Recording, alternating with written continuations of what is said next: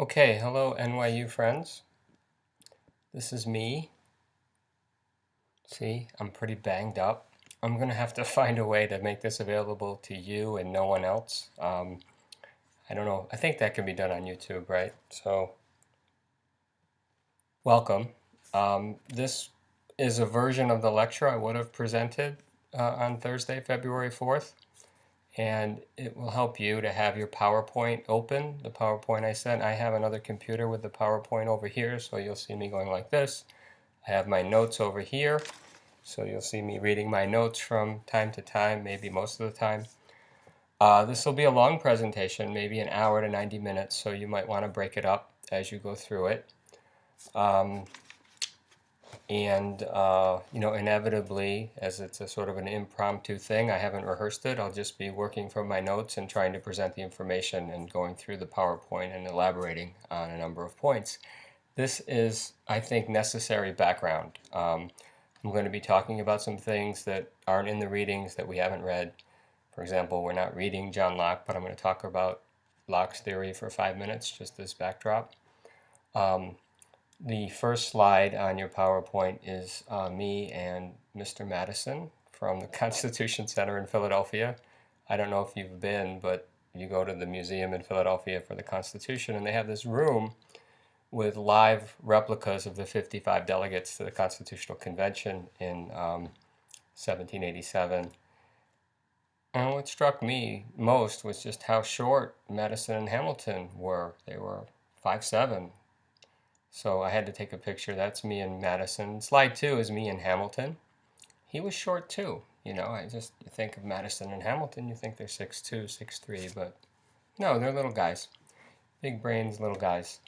And underneath the photo of me and Hamilton is a link to a performance, an early version of the main song for the musical Alexander Hamilton. The title is Alexander Hamilton. And this is a video of Miranda, the writer, performing the song at the White House for the Obamas. And it's quite a trip if you haven't seen it. Slide 3 is the title of the presentation. We're going to go from the Revolutionary era to the Convention to the Constitution to Marbury v. Madison. So we're covering about 30 years of backdrop. And we're interested in the foundational principles, the political theory of the Constitution. And we get at that through the Federalist Papers. As a way of placing the court, the Constitution, and constitutional history in a beginning context, in a foundational context. One question is, how does the Constitution evolve and how do understandings of it change? To know that, you have to know the baseline. So we'll be going through that. Slides 4 and 5 are just the bare bones outline of the whole presentation. So the content really starts on slide 6. So you can go back and look at the outline later. If you go to slide 6 right now, we start with the first piece of the presentation, and that's just a very bare bones, quick and dirty Cliff Notes presentation of John Locke's ideas. Locke is very important to the revolutionary generation. He's not the only theorist that matters, but certainly everyone would place him near the top of the list, if not the most important theoretical foundation or backdrop to the American Revolution and constitutional era. Locke is known as a contract theorist. So he's an important figure in the social contract tradition. Other important theorists in that tradition are Hobbes before him and Rousseau after him. But Locke has a profound influence on the American revolutionary generation. And I just want to say a few brief words about his thinking. He lived from 1632 to 1704, and his two treatises on government were written around 1681. They were published around 1689. Just to provide a little backdrop to his thought, the 17th century was a century of warfare in England. Different religious sects and factions fighting each other. And these conflicts are played out institutionally in a battle between an absolute monarch and Parliament.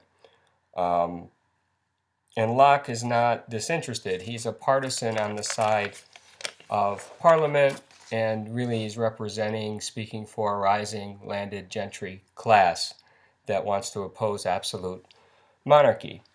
Um, so Locke is writing in the 1680s in a political context in which kings had been claiming for quite some time absolute power given from God, as in the divine right of kings.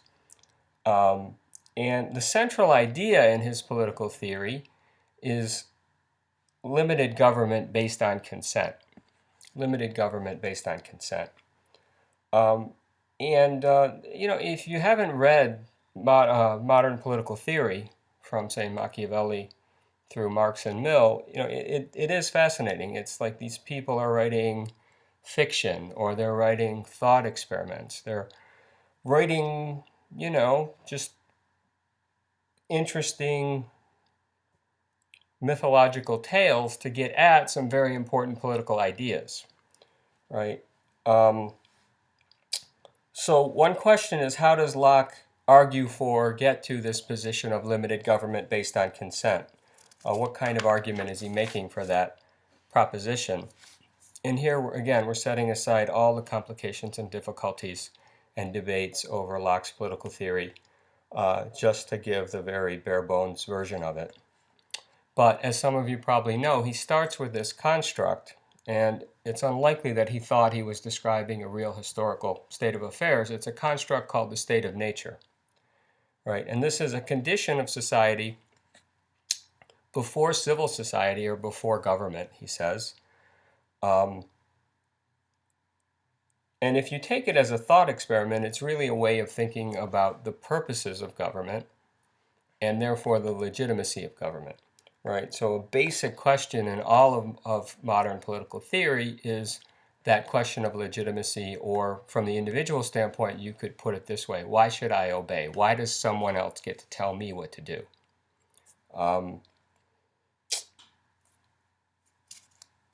Why does someone get to exercise coercive power over me?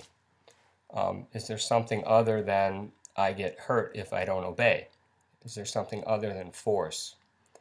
And he begins in the state of nature by saying that we have natural rights. We're all born free and equal in certain senses. We're all free and equal in that we all have the natural right, by virtue of being a human being, to life, liberty, and property.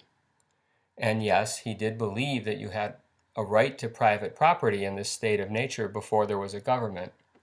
It's a weird idea if you think about it. But the idea is you own yourself, and when you mix your labor with natural resources, whatever you appropriate becomes part of you, becomes part of your property. And each person is only constrained by respect for other people's natural rights, or he refers to the laws of nature that everyone has access to because they can reason. So we all have an obligation to respect the natural rights of others. And we're all equal in the sense that we're rational. So we have access to this law of nature. Now, people who study political theory pose the puzzle. This state of nature doesn't sound like such a bad place, right? It's not as horrible as the state of nature described by Hobbes in 1651 in Leviathan, which is a war of all against all against all. This state of nature doesn't seem so bad. So why would anyone want to leave it? And here we get to the purposes and functions of government. Locke says we all have these natural rights, but the enjoyment of the right to life, liberty, and property is really uncertain because we don't have ordinary positive civil law. We don't have any neutral third parties to judge disputes. We don't have organized force to enforce law. So really, there is a cycle of degeneration and violence that's pointed to as a reason for people to agree, to contract, to consent, to give up some of their natural freedom to form civil society and government. You part with some of your natural rights, but you don't give up everything, right? So you enter into the contract for a purpose. The purpose is to better secure your natural right to life, liberty, and property. So the purpose of government becomes to secure your private rights. Government is not an end in itself. It's a means to the end of securing individual rights.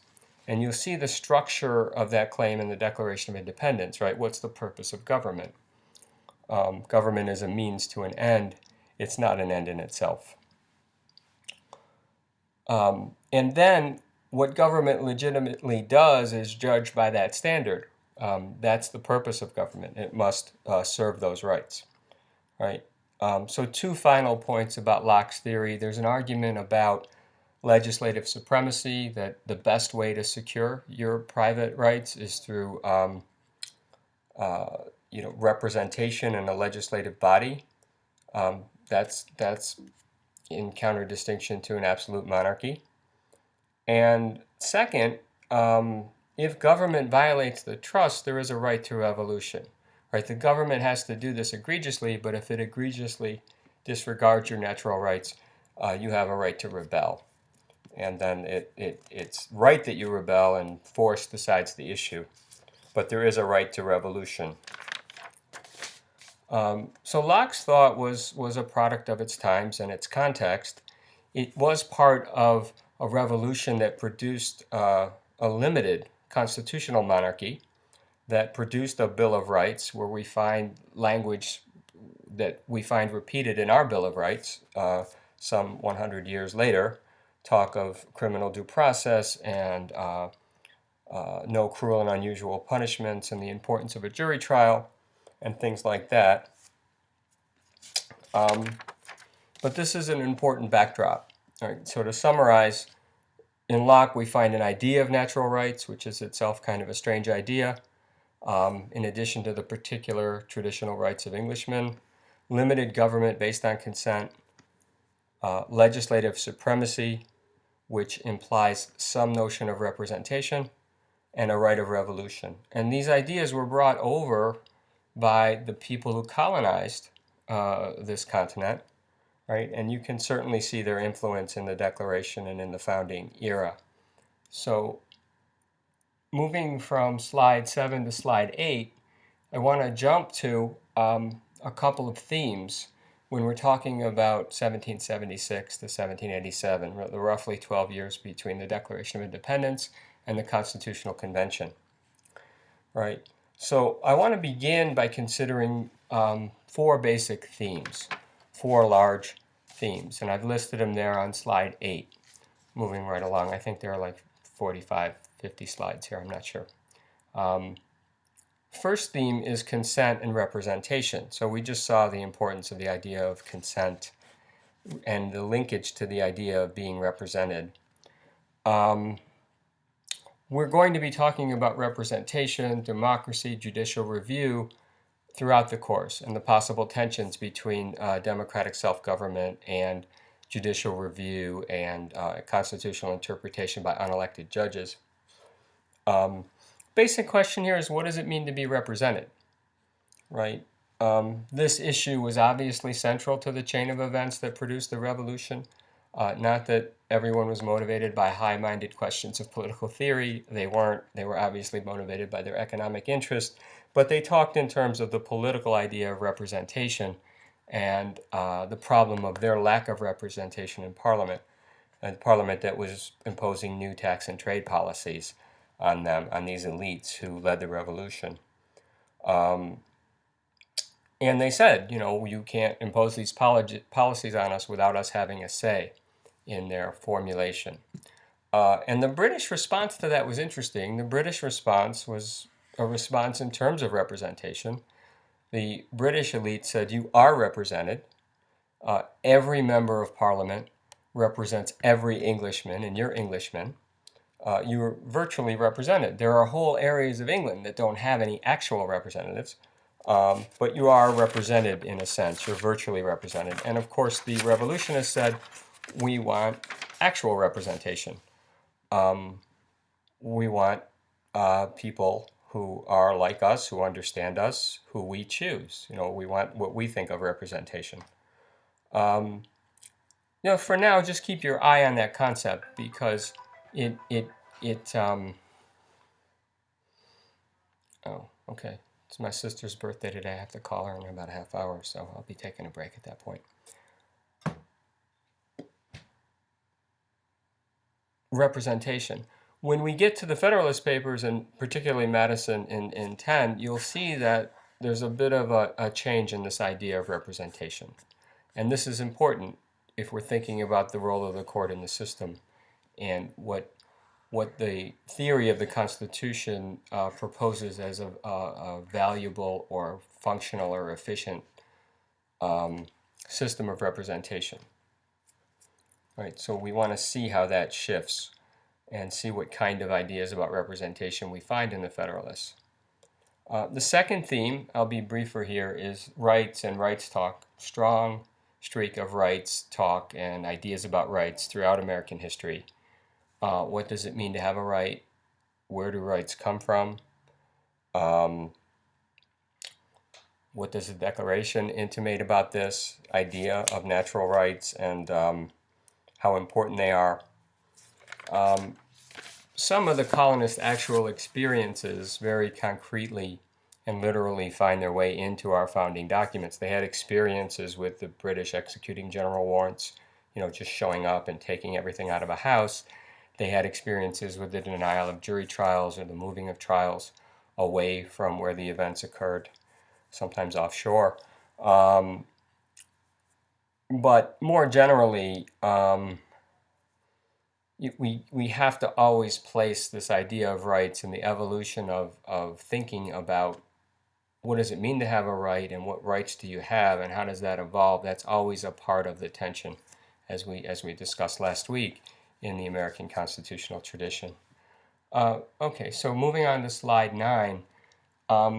This is somewhat more important, I think, in understanding the Constitution. And I have a phrase at the top of the slide, and it's called the problem of the successful revolutionary.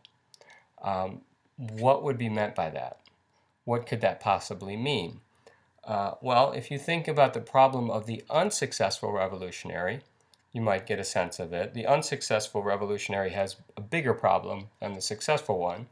The unsuccessful revolutionary will be killed, imprisoned, exiled, at best, exiled. What is the problem of the successful revolutionary?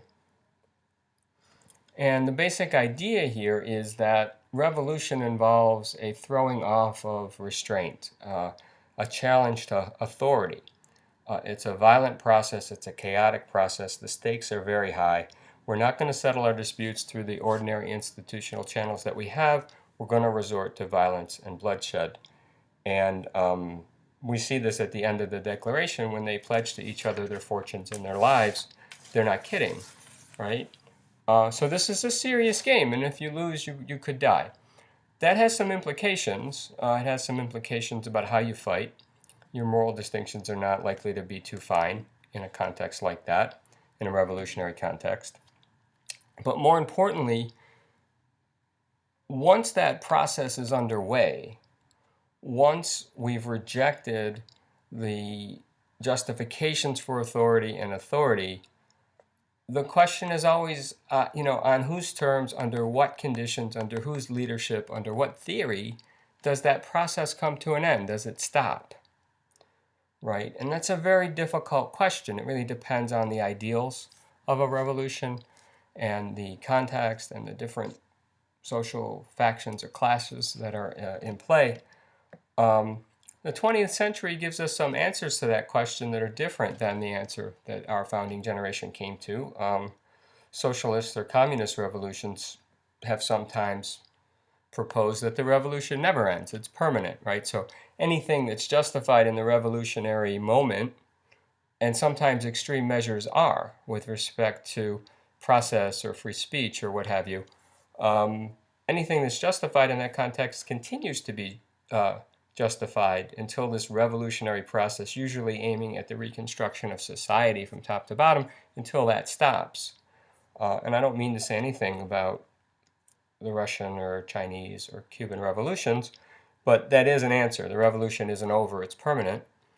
The American Revolution was fought by social and political elites in the name of popular sovereignty. If there's a banner, that's the banner, popular sovereignty. The people were competent and capable of governing themselves. What is that actually going to mean, right? The people. Well, who are the people? And how are they going to govern themselves, right? On what basis and under whose control will political authority really be established? And as we'll see in a moment, some of these leaders were not exactly thrilled when lower orders or lower classes of people, people with fewer resources, poor farmers who were being put in debtors' prisons, say, started saying the same thing, sort of coming up behind them, challenging them on the basis of these ideals about self-government and having a say in policies and not having unfair policies imposed on them, right?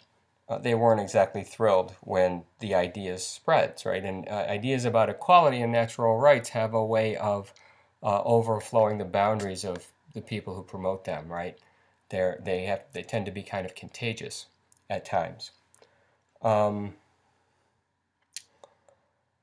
now so I've also put some links there under the problem of the successful revolutionary. These are two links to the Hamilton musical with King George singing to the colonists.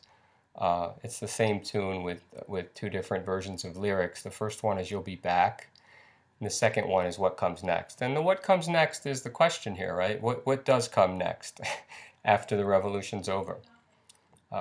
Great fun. Okay, so the fourth theme flows directly from the third theme, right? And it's related to it.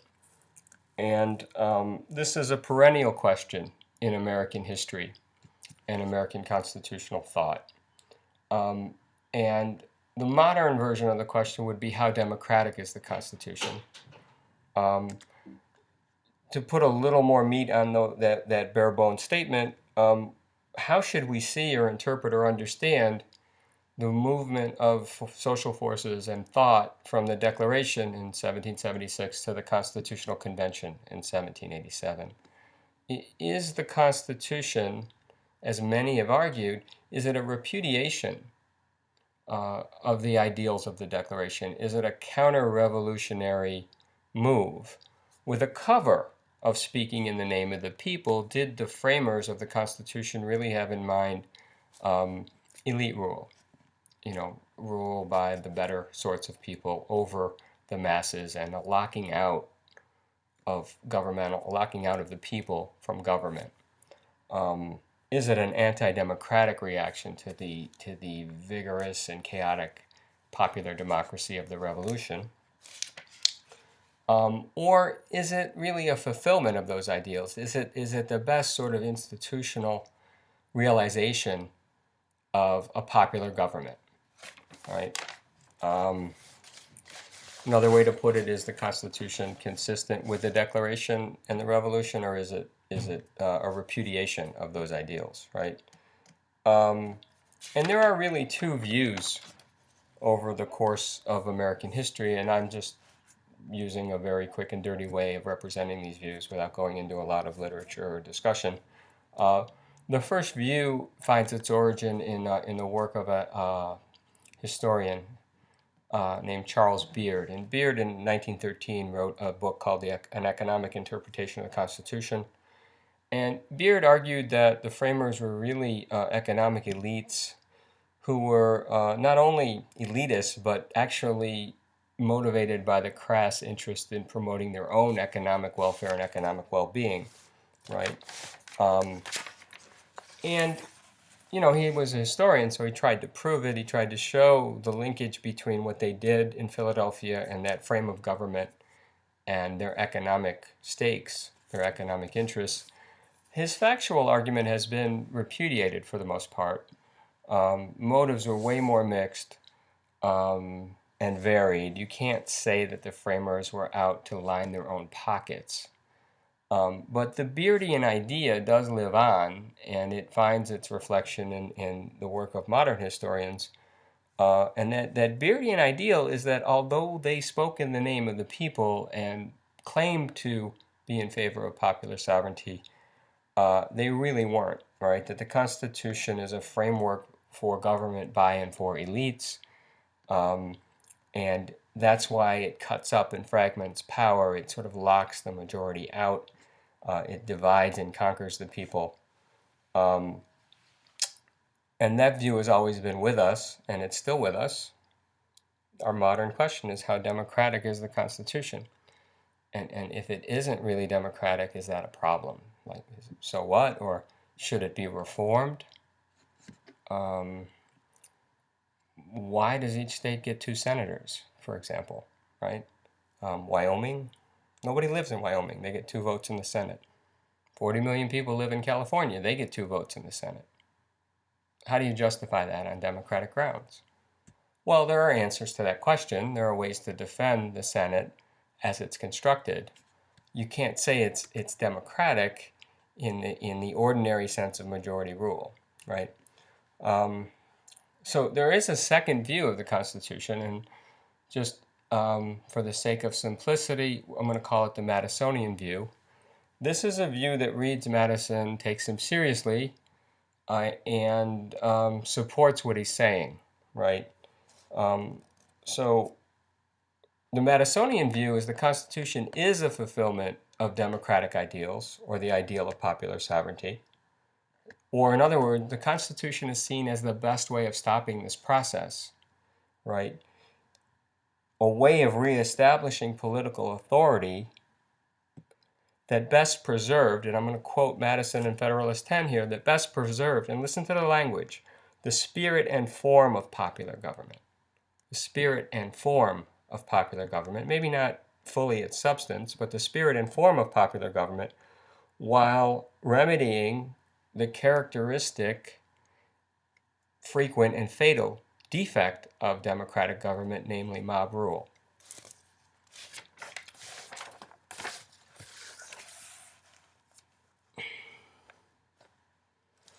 So I'll make the same point in another way. A Beardian might say that Madison and his colleagues did not trust ordinary people with power. That's why power is so fragmented and cut up, and why representation is so fragmented in the Constitution. And a defender or admirer of Madison say, yeah, that's true. Madison did not trust ordinary people. But that's because Madison didn't trust anybody. And that's a good thing. Okay, so those are the themes.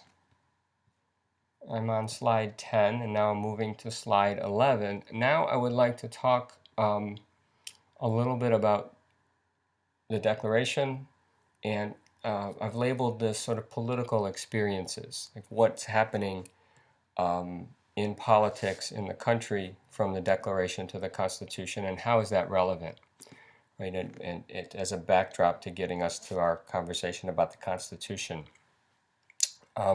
So let's start with the Declaration itself. You can see the influence of Locke in the writing. Jefferson substitutes the pursuit of happiness for the term property. That's a nice substitution. Historians have told us over the last 20 years that the Declaration is not sort of singular. It's actually emblematic of everything that's going on in the society at the time. There are hundreds and hundreds of pamphlets that look like the Declaration of Independence. None are as quite as eloquent, and no others are actually have the official status of the official declaration, right? We're gone, we're out of here. But you see the basic ideas that were very much in the air and very much part of the public rhetoric, right? So we see this idea of natural law and natural rights, and equality in the sense of everyone has inalienable rights, and government is a means to the end of securing these rights. And government legitimacy depends on consent. Just a couple of questions. Can you get anything positive, any positive implications about the form of government that come out of what is mostly a negative critique and bill of particulars against the king and tyranny, right? What form of government follows? And you might imply kind of representation in legislative bodies is important. Not much is said about that. So, one question is what kind of document is it, and what actually follows from this? This is a declaration of a list of grievances. Government has breached the contract, and we're declaring that we're no longer subject to your authority. So now it's going to be settled by guns. Another question to keep in mind as we go forward is the Declaration part of the Constitution? That requires that you have some theory about what the Constitution is. I don't think you could find many instances when the Declaration is quoted as legal authority in the way the Constitution is, especially in a court of law. In the culture, in popular movements, what's the significance of the Declaration? I don't know. That's a more complicated question. When Lincoln gives the Gettysburg Address, he opens by taking us back not to the Constitution but to the Declaration, and he is at that moment on that battlefield proposing a profound constitutional change. In what he's saying, the Civil War is really what it's become, what it's about now. King's "I Have a Dream" speech, right? I mean, you could find sort of throughout history the appeal to the Declaration. Du Bois in 1903. Also, when he's attacking Booker T. Washington, is also appealing back to the Declaration and then to the Civil War amendments, right? These are resources. These are promises betrayed, as it were. Anyway, point two, and this usually goes unnoticed, but I think it's kind of telling. After the Declaration and the start of the war, well, the war was on before the Declaration, but as the war is going on, leaders in each of the states wrote state constitutions for their states, and that's a little weird if you think about it. I think if I were involved in war and I was involved in, people shooting at each other, I probably wouldn't take time to write a constitution. I would probably wait till the shooting stopped and then write the constitution. But they thought written constitutions, which obviously imply limited government just by the writtenness of it, were very important, and they wrote them. And their experience with written constitutions in the states matters, I think mainly for the reason that they take on a certain form. They have a certain quality, right? The hostilities don't stop until 1781 at Yorktown. The peace treaty is not signed until 1783, but yet by 1780, all the states have written constitutions. And they reflected the fact that the idea of tyranny, the symbol of tyranny, was the executive power, was the king, the monarch, right? So these constitutions in the states tended to put a lot of power into legislative hands, right? That just makes sense. A lot of power into legislative hands, right? So we have this concentration of power. The people would govern themselves through their elected representatives, right? There was not much thought given to the notion that later becomes popular in democratic theory that the people could be tyrannical, or part of the people, the majority, could tyrannize over the rest, as in the tyranny of the majority. So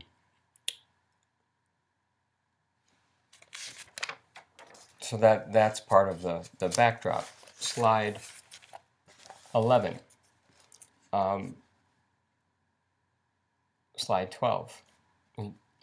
We did have a first constitution, and it was called the Articles of Confederation and Perpetual Union. Right, so this is a charter, a constitution of sorts, as the articles put it.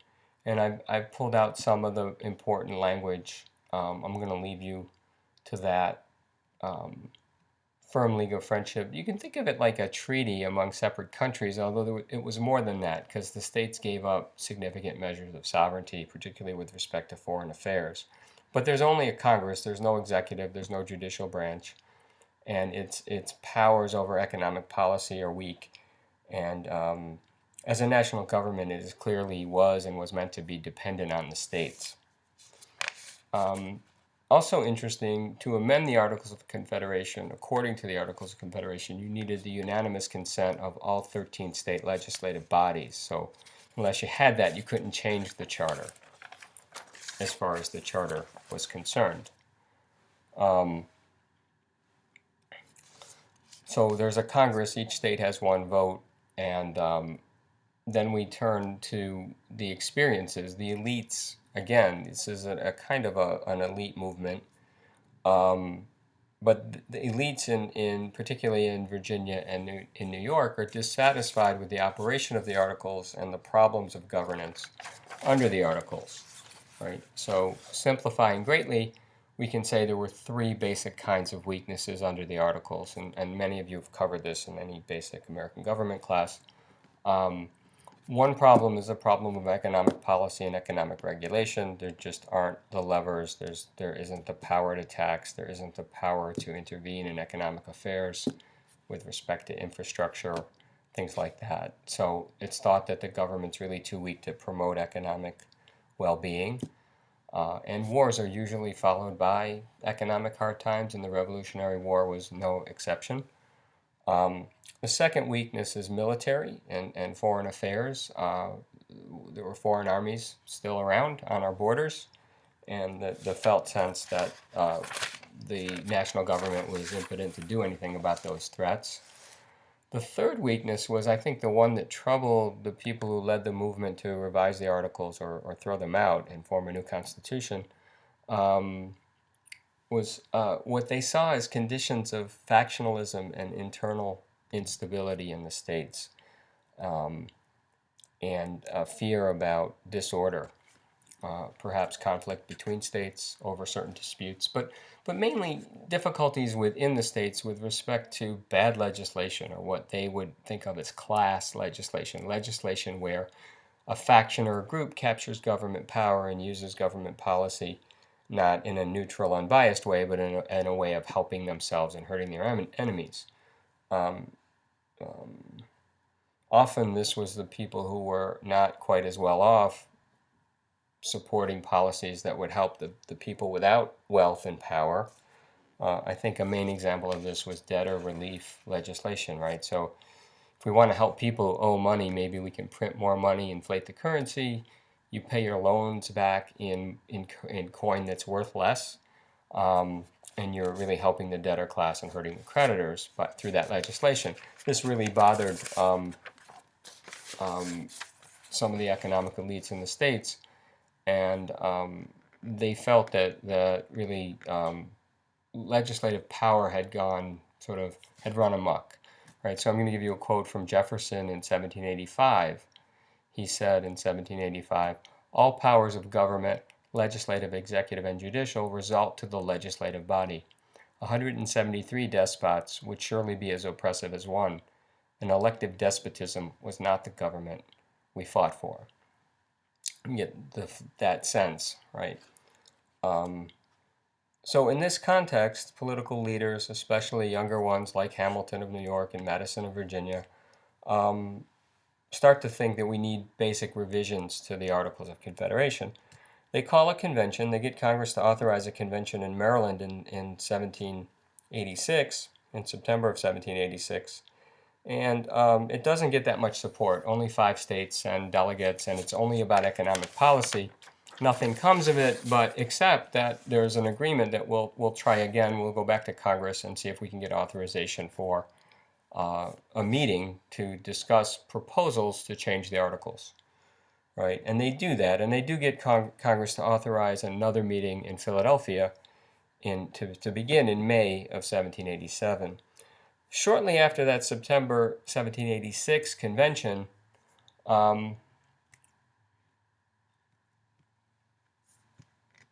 there's something that's really troubling to economic elites, and this is known as Shays' Rebellion. This is a particularly troubling example of state-level instability. Daniel Shays was a veteran of the Revolutionary War. He was a farmer in Western Mass. And as economic conditions deteriorated after the war, many farmers went into debt. Anything they need to produce, they pay for. And if they can't get any decent price for their product, they're in trouble. And back then, if you were in debt, you could go to prison. Many of them were sent to prison. And, the ideals of the revolution, right? Government by consent. So in the summer of 1786 into the early 1787, what Shays does is he raises an army. They march on the regional center, Springfield, Massachusetts. They shut down courthouses. They burned a few courthouses, right? No courthouses, no foreclosures. They take over an arsenal, and they march on Boston. And they're met by a countervailing force, and they're defeated. Shays runs to Vermont. He dies a few years later. A few of his supporters were hanged. The state of Massachusetts does adopt some reforms that provide some relief for the grievances that caused this violent clash. He's not really a threat, but it's interesting that people were willing to take up arms. And now the target's not King George, but the financial merchants and the financiers in Boston, right?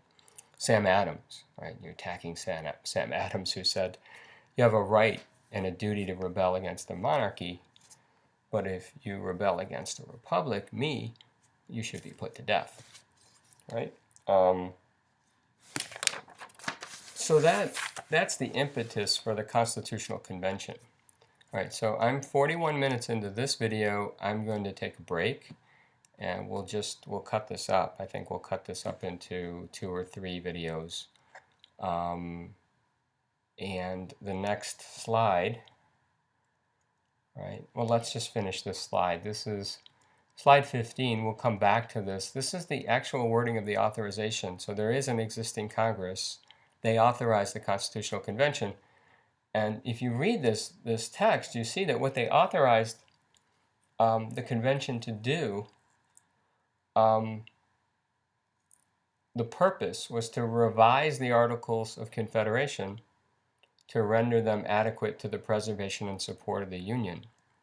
And that becomes an issue. You were authorized to go revise. Did you rip it up and start over? Is the Constitution actually a complete replacement of the Articles of Confederation? Can you call it a revision? You can't really call it a revision. Maybe it's something between a revision and throwing it in the garbage and starting from scratch, but it's closer to something new, right? So were they authorized to do what they did is one question.